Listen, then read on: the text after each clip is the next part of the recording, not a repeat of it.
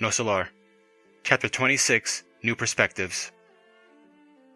I accompanied Raphael while reflecting on Laura's kind and wise suggestions, determined not to make mere observational visits, but rather to start a period of learning and useful service.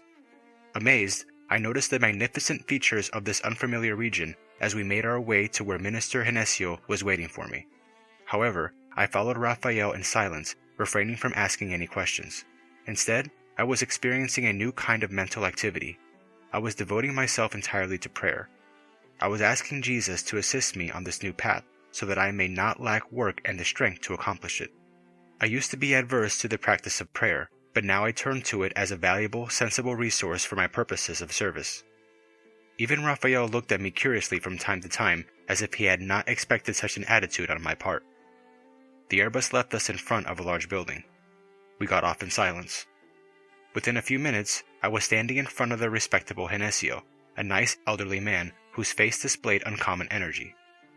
Raphael introduced me fraternally. "Oh yes," said the kind minister, "so you're our brother Andre." "At your service," I answered.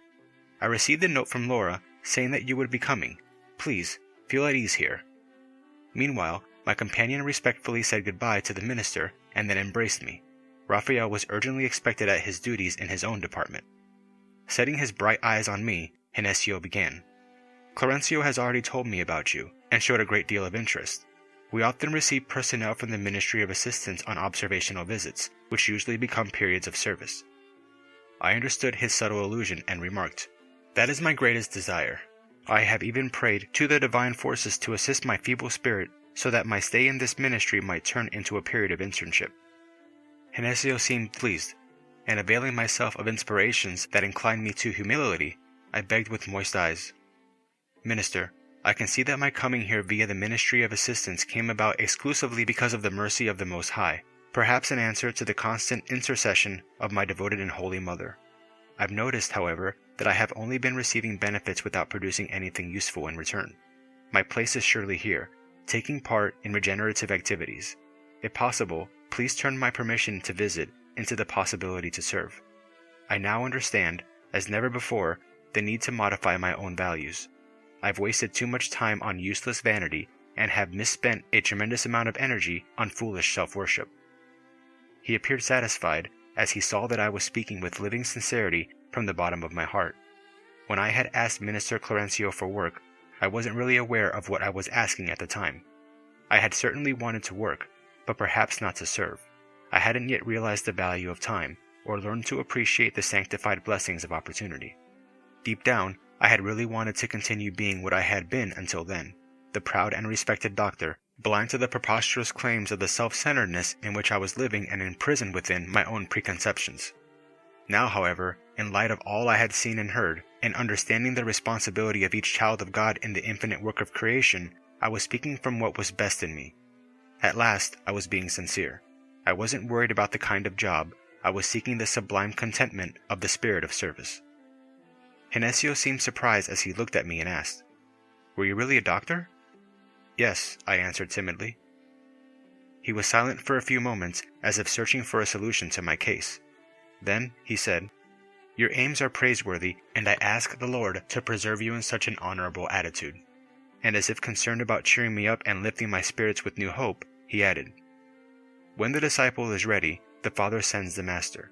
The same applies regarding labor. When the worker is ready, work will appear.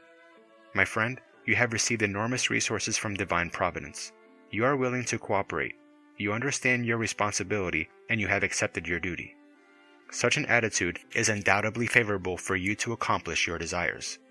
In physical circles, we used to congratulate the person who attained financial prosperity or an outstanding position. Here, however, the situation is different. We value understanding, self-effort, and sincere humility."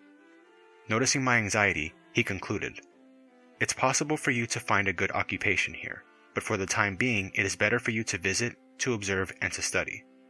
Then he contacted the office next door, saying firmly, "I would like to see Tobias before he goes to the chambers of rectification." A few minutes later, a gentleman with a pleasant demeanor came into the room. "Tobias," explained Genesio, "here is a friend who has come from the Ministry of Assistance in order to observe. I believe a visit to the chambers of rectification would be greatly beneficial." I shook his hand and my new friend answered kindly, "At your service." "Show him the way," continued the minister with great kindness. "Andre must become thoroughly acquainted with our duties here. Please see to it that he is given every opportunity available." Tobias very willingly agreed. "I'm on my way," he added good-naturedly, "if you would come with me." "Certainly," I answered satisfied. Minister Henesio was deeply moved and embraced me, saying words of encouragement. Then I resolutely followed Tobias. We crossed great city blocks where the numerous buildings seemed like beehives of intense activity. Perceiving my silent questions, my new friend explained. "These are the great factories of Nosso Lar. The preparation of juices, the manufacture of woven goods, and all kinds of commodities employ over 100,000 individuals, who enlighten and regenerate themselves while working." A few moments later, we entered a magnificent building. Many workers were hurrying to and fro. After going down long hallways, we came to a gigantic stairway that led to the lower floors. "Let's go on down," said Tobias gravely. And noting my surprise, he explained solicitously. "The chambers of rectification are located in the neighborhood of the umbral. The unfortunate spirits being kept there can bear neither the light nor the atmosphere of the upper levels during their first days in Nosso Lar.